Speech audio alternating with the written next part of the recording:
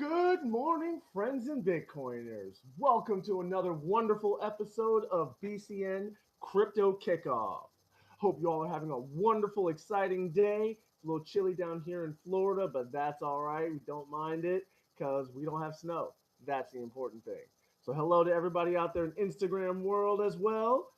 Thank you for joining us. My name is Mr. Clifford T. Mitchum, and I am also the educational director of BitcoinCryptoNews, and I will be your host for today's BCN Crypto Kickoff. So, what we like to do whenever we start off the show is give our crypto shout outs. Number one shout out going out to our friend and supporter, Mr. Paul Rouleau. Thank you for joining us today.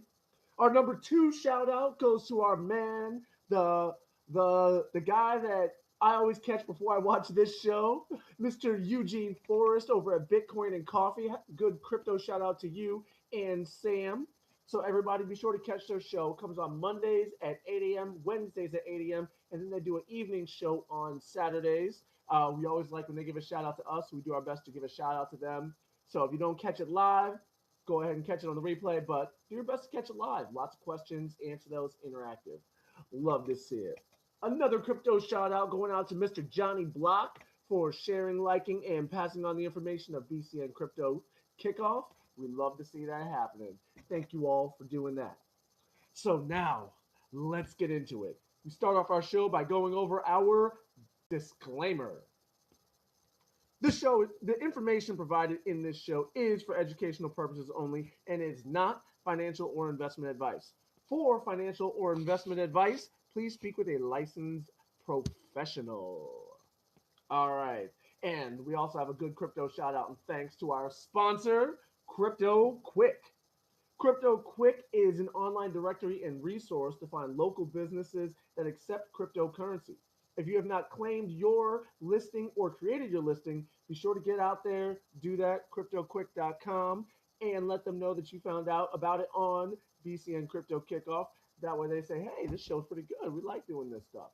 And they go ahead and give us a bigger budget. Or at least provide more for the show. Anyway, let's get into it.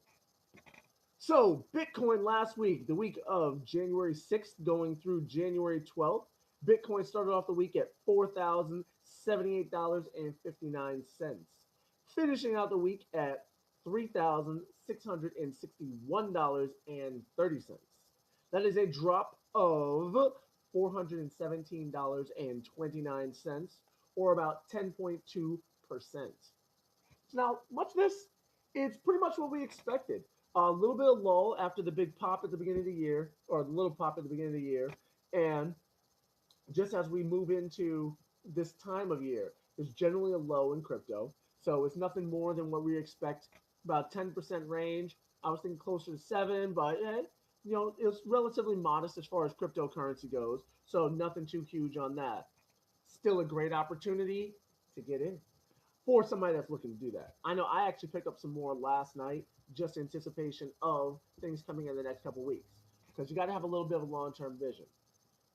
January is generally the slow month and slow quarter of the year in Bitcoin. Whenever you look at it for the year-on-year historicals, 2017 was a big gangbusters year, so that was a little bit, out of the ordinary, just as far as what we see as far as growth. But it didn't have a huge slide off in January either. But it did have a slide off, and that's the thing to keep in mind when putting together a game plan. We do expect to see some bigger things coming out. I would say another week of a little bit low, lackluster performance, if not flat. We're going to see a small, modest gain, probably I would say in the 5% range. Nothing too huge. But the week after, once we start getting more movement in the back, we're going to see what's really going to pop off. If the back comes through and we see that people are getting excited about it, that's going to open up greater market activity. However, the back goes through and I think it's going to be manipulation and things going to be pushed down, obviously it's going to tank, which just means another opportunity to get more cryptocurrency.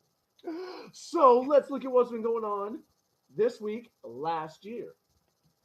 In this week, Bitcoin started off at $17,527.30, finishing out the week at $13,980.60. That is a drop of $3,500 $546.70, or 20.2% decrease. So as we see, last year, same trend. It's just a downward action just for the beginning of the year. However, it was double last year. Excuse me, last year was double what we had done this year. So a 20% drop. Overall, not that significant when you look at what was going on in Bitcoin. We know in hindsight, this was the route it took as far as it completely, turning into the bear and, never seeing these heights for that entire year. The main thing is just to note the overall trend, which would be a downward trend, which is expected and normal for January. And just with the amount of activity that was going on last year, that's why you see so much of a larger trend down with the 20% over the 10% that we saw this year. Overall, still nothing to worry about. Still makes great opportunity for somebody that's looking to get in. Like I know myself, looking to get in. So I'm getting more right now. Hopefully it'll start to turn around and I can get some profits. But if it doesn't, it gives me opportunity to get more and take advantage of the new regulatory framework and all of the adoption that we're expected to see for this year. So now, taking a look at Bitcoin. Next week, last year. That will be the week of January 13th going through January 19th. Bitcoin started off that week at $14,370.80, finishing out that week at $11,607.40. That is a drop of $2,763.40, or 19.2% decrease. Again, last year we had that bear market trend just continuing to go down. This year, I would expect it to be more of a level trend on that. The slope just not going to be as steep. With the back, people are really tentative as far as what's going to happen. A lot of the news has been promising just as far as their initial offering that they had $182 million that was brought in. People are still expecting institutional involvement, so they expect to see more of those institutional players getting in the game. There have been a lot of unofficial institutional activity that's been going on, just traders that have been making moves, and I wouldn't say hedge funds, but big whales that are expecting to have some activity going on in the cryptocurrency space, getting in and beginning to move around and play in it. Cryptocurrency is not the same animal as the legacy markets, so it takes some getting used to, and the familiarity that they have is just growing. So you have more of those players entering the market. I think it's going to be pretty promising with the back, so I expect to have a trend moving towards the upside, but only time will tell, and we shall see. So let's move on into our quarterly activity. So last year in Bitcoin, going for the quarter of January 1st through March 31st, Bitcoin started off the quarter at $13,625, finishing out at a lowly $6,973.53, or a $6,651.47 drop. That is a 48.8% decrease in the fiat value of Bitcoin. It's just what happens. The first quarter of the year is generally bad overall. However, a 48% decline was not what everybody was anticipating, particularly off the run that we had in 2017. Now, this year, don't expect to see anything that dramatic. The first quarter, again, has been a down quarter, but I don't expect it to be so down going on to this year just because we have so much adoption. We have so many governmental organizations and bodies that are actually starting to incorporate cryptocurrency, get regulatory listings for cryptocurrency. You see it going on all across the world because it's not localized to just the US. I focus on that because I'm in the US. However, those of us around the globe can see more regulatory infrastructure being put in place, so we can expect greater involvement. Just as everybody gets their game plan together, the second quarter is where we should see a pickup. But overall, I expect to see a bit of a drop over this quarter. Now, we look at what's going on for quarter to date, just to see how quickly this drop is happening. Or last year, how quickly the drop was happening. It started out at 13,625, and at this point last year was at $13,772. That's a $147 gain over what was going on for that time, and a 1.1% increase. But when you look at this graph, you can see in the early portion of the month, you have that big jump, and then it slides back down. And that sliding trend is what we're going to see for the overall quarter. So looking at that in comparison to this quarter, I would expect something similar in that range. Not a huge drop. There's just so much activity going on, and so many people on edge as far as what's going to happen between the backs, between the uh, Goldman Sachs desk, between the Fidelity desk, between the JP. I don't think JP Morgan has a desk yet, but they're working on it. But all this activity we have coming on in the first portion of the year, people are getting really excited about that. That institutional involvement that we've been expecting for years looks like it's finally starting to come through. They have these trading desks established. I don't see them just not using them and just mothballing them. It's just how that goes. So as everything prepares for that, I can see a little more activity building up towards the February timeframe when these desks actually go live.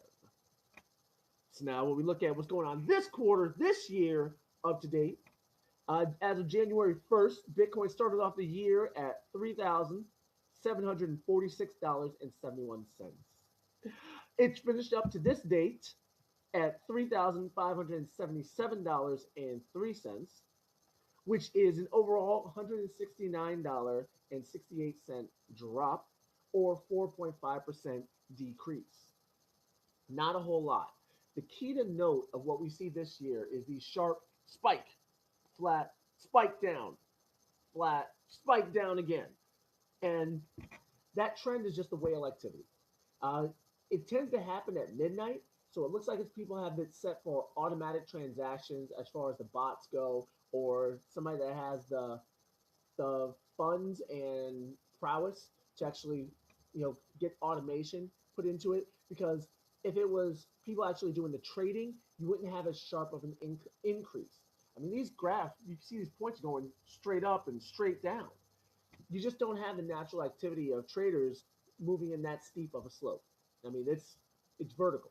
So this looks like it's completely automated for it. Now, whether it's what whales it is, I don't know. Who does? It's going to take some investigation as far as what wallets are moving and how much, what exchanges are moving at those times. It's just a lot of automation that's depressing and increasing the market swings here. But overall, you can just see the basic action in between those points is relatively flat. So the natural hodlers and the natural line of the cryptocurrencies and Bitcoin, everybody's stable. Everybody's just waiting to watch and see. We just have some whales that are throwing funds around just to maximize whatever activity they're doing. But overall, I do not believe it will have an impact on the growth of Bitcoin, and we'll still see an overall upward trend coming, or downward trend for this quarter, but upward trend overall for the year. We do have a joiner in our Instagram chat waving out to Miss Nita QRA. So thanks for joining. Glad to see you out there. And let's move on to our top stories for the week. All right, so the big stories of the week. Bitcoin ATMs continue to spread across the globe. This is an article came across our Twitter feed from Bitcoin News. Crypto, shout out to you for posting that. And it goes on to say there are now over 4,000 Bitcoin ATMs throughout the world. Global statistics provided by coinatmradar.com show that most of the machines, also known as BATMs, can be found in the U.S., though their presence is steadily growing not only in developed European countries, but in Latin America and Asia also. So the key thing to keep in mind, ATMs are popping up everywhere, and that's a lot of people's first introduction to actually getting their cryptocurrencies before they get on exchanges.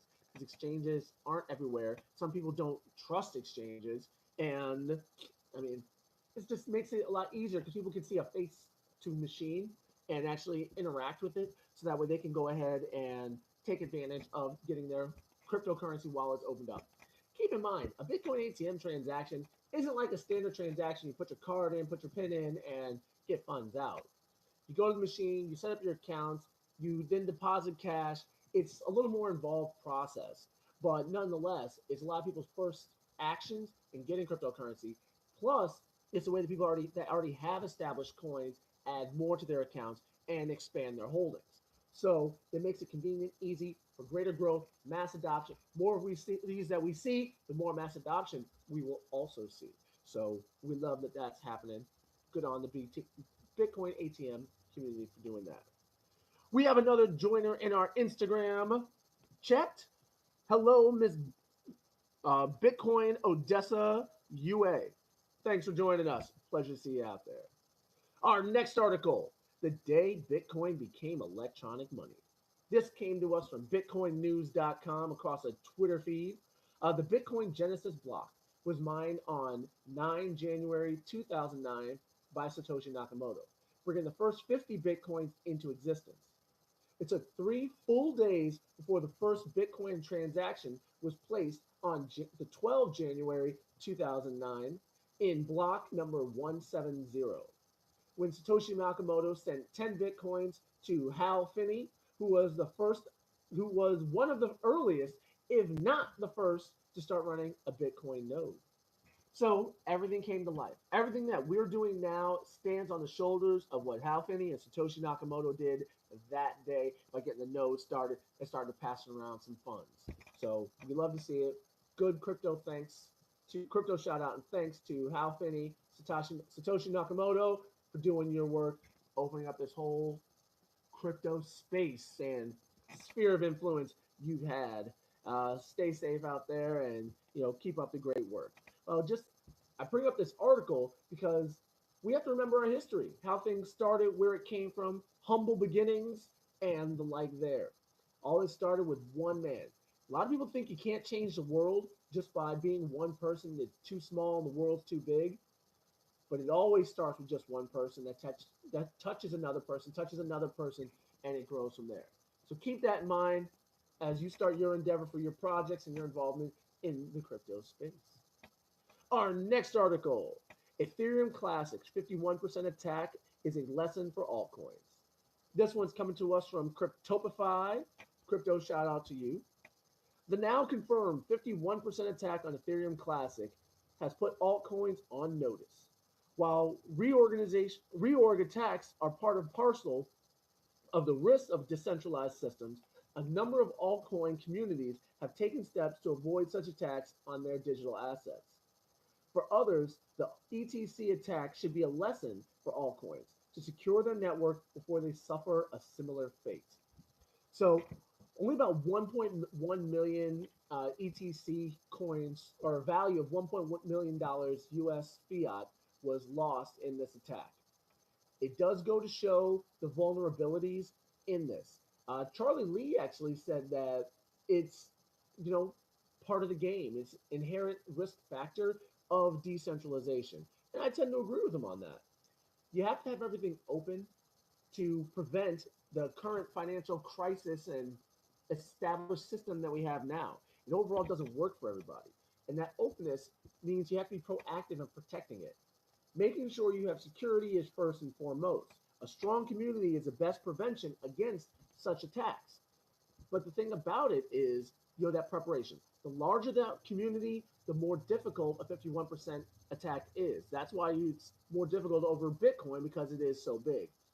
Ethereum Classic, I guess it was picked because they felt they could manage that attack. It was pretty limited as far as the reaction to it was, pretty swift. I know Coinbase froze all transactions and movement across the coin, so it didn't participate in it. But it's just the risk. Life has risk. We got to take risks. If you don't take risks, you can't get the rewards. So good on the ETC team for getting together and handling this as best they could. Kudos to the community for being proactive and not making this a worse hack. Because as far as hacks go, not really that much. And the more difficult you make it, the less juice that hackers get out of the squeeze, the less likely they're going to go down such an endeavor because it's just not worth it. But protect your neck. All y'all coins, get your security together. Our next article. 2 new pro-crypto bills passed the U.S. state of Wyoming. This is an article coming to us from BitcoinNews.com, hitting the top stories twice. Good on you guys. Crypto shout out double. All right, so two new bills aimed at fostering supportive regulatory environment for blockchain and cryptocurrency innovations have passed the U.S. state of Wyoming legislature. Caitlin Long, the president of the Wyoming Blockchain Coalition, informed the developments in her recent tweets. So now the two bills are going through in Wyoming. The first one it goes through and it states that uh, cryptocurrencies aren't securities. So it allows that flexibility. So saying that in the state of Wyoming, they don't have to follow the same rules and regulations of a standard security because they're not giving out the particular incentives and ownership in the project. And the second bill, it goes on to state that, oh, what was the second bill about? It was being more supportive to fostering crypto and blockchain companies and projects in the coming into Wyoming. Now, it's going to be voted on still through the legislature, so it's not official and passed, but it does have movement through the committees. So it's great to see this happening. Ohio is also on this train with accepting Bitcoin taxes or accepting tax payments in Bitcoin. Overstock.com was the first one to take advantage of that. So it's great to see this moves and these steps towards mass adoption and growth coming in for it. Like I said, the regulatory infrastructure is coming in. The welcoming environments are being put in place. We can only see upsides going on for cryptocurrency and Bitcoin. Our next article, SEC's Office of Compliance Inspections and Examinations highlights cryptocurrency as focus point in 2019. This is an article coming to us from Toshi Times, Crypto Finance News. Crypto, shout out to you for posting the article. The news comes in recent OCIE report entitled 2019 Examination Priorities. Put simply, this document calls for increased focus and attention towards cryptocurrency industry and market. The cryptocurrency industry is one of the OCIE's 6 focus points for 2019. It's on their radar. The biggest thing that this means is that the SEC is looking to understand more how cryptocurrency works, how to put this animal, this wild beast that it is, into not necessarily a pen, but to put bumpers out to make protections for the consumers. It's not wholly nefarious or bad to see this kind of activity. It's just looking to see that people are protected, that you don't have the scammers, that protections are in place to, stop scammers, halt them, get back at hackers, get something so that there is incentive for people to have growth in it and some protections for people that are already in the crypto space. It's what's necessary to get the introduction of the legacy markets and the steps towards mass adoption. I don't see it being something that replaces a US dollar overall, but it is something that will bring in US dollars and pull away from the recession that's expected, the depression that's expected, as the irresponsible financial activities of the legacy markets have created and the debt that they've burdened us all with. Cryptocurrency can bypass much of that and be independent of it, but it's got to have some rubber gloves or some soft kid gloves so that way it can be more acceptable for the legacy markets. So we see it coming in. Overall, these are the top stories that I picked. If you have a top story you think should be across the feed and included, reach out. Find us on Twitter, particularly because that's where we get most, if not all of these from. Or just let us know in our Facebook groups, YouTube groups, and chats around in social media space. Tribes, Minds, MeWe. Reach out, touch someone in those spaces, but not in a bad way. That way we don't need the doll. All right. Anyway, and our next segment is our BCN 1 minute with, where we take 1 minute and introduce a new currency project for you to get interested in. I'm not a Bitcoin maximalist in the sense that everything has to be Bitcoin, because I do see opportunity across the other altcoins and other projects. But you got to learn about them. You got to understand, what's going on with them, so that we don't just get suckered into whatever ICO sounds glamorous and all the promises they're putting in. So on Monday we do the show, so we didn't post anything. On Tuesday we posted a video for Redcoin. Redcoin is a social tipping currency that's made to be on top of social media platforms. Check it out. Great project. Great way to pass around little bits of funds. Instead of just liking, you can actually end up donating and supporting a project instead of just a like. That's wonderful, makes people feel warm and fuzzy, but money makes the world go round. And we get the cryptocurrency, allows them to expand and gives them incentive to do more. On Wednesday, we had OnlyAsGold, which is a currency project. So that way you have a peer-to-peer platform to move funds around the world. And you can check out that one by checking out our video from there. Thursday, we had VChain. VChain is a project for distribution and tracking of distribution products. They have a lot of work going on with RFID. In particular, they're working with luxury goods so that way they know where they're going, where they came from, and tracking them along the way. Interesting project. And then Friday, we did Ethereum Classic, which is a smart contract platform that's actually a fork from Ethereum itself. And it's the original code, however somebody wants to say that. But their project is based off the philosophy of code is law, must be immutable, not changing, not going back anything set in stone. The code governs all. So that's their philosophy. But by all means, check out that project. They have had some issues with developers lately, but overall, it's still a solid, base, solid project to look into and consider. And check out that video. So now, BitcoinCryptoNews is actually a fork or spinoff from the largest crypto meetup, Bitcoin meetup here in Southwest Florida, Bitcoiners of Southwest Florida. They meet the first Thursday of each month. Their next meeting is coming up February 7th at 6 o'clock at the Butterfly Estates. Get in touch with them by going to meetup.com and searching out Bitcoiners of Southwest Florida to get together with some other crypto enthusiasts so that way you can actually talk about crypto without your friends, just rolling their eyes back in their head or just getting sick of you. You have somebody that can actually bounce back and is enthusiastic about it. So be sure to join us for that. Now, the best resource that I can do is provide our consulting. We have courses on Bitcoin, so that way you can learn how to get in with our Bitcoin 101. Open your first wallets, learn what Bitcoin is, and learn how to research. We have our Bitcoin 201 that allows somebody to go from just Bitcoin to getting on exchanges and expanding their portfolio and getting more into the nitty gritty of that.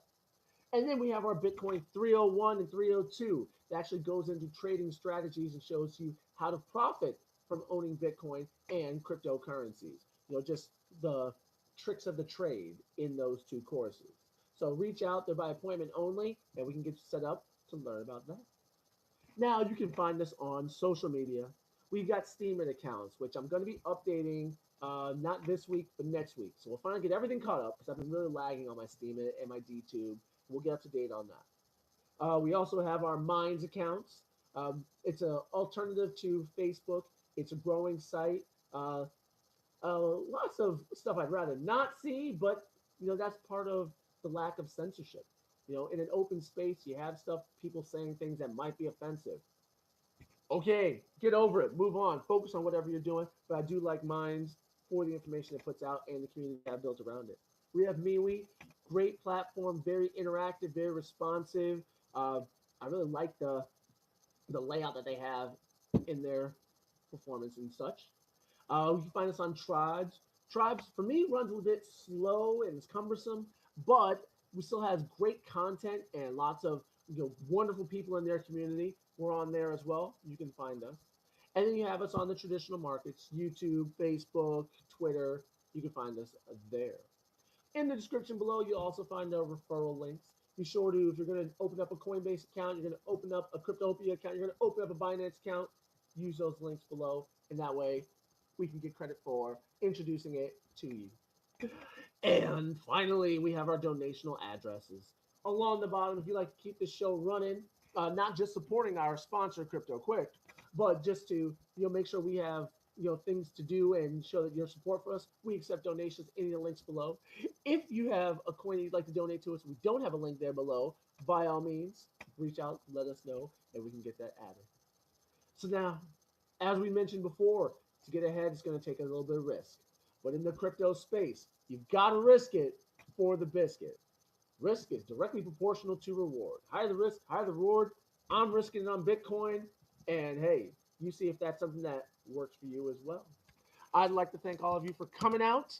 See you again next Monday. And have a wonderful week. Thanks, Paul. You have a great day, sir. Thanks, everybody on Instagram for coming out. Hope you enjoyed it. We will see you next Monday. Be sure to stay across the feed on Twitter, on Instagram, so you can see our BCN 1 Minute With. And keep in touch. We'll like your videos, follow back. Have a great day.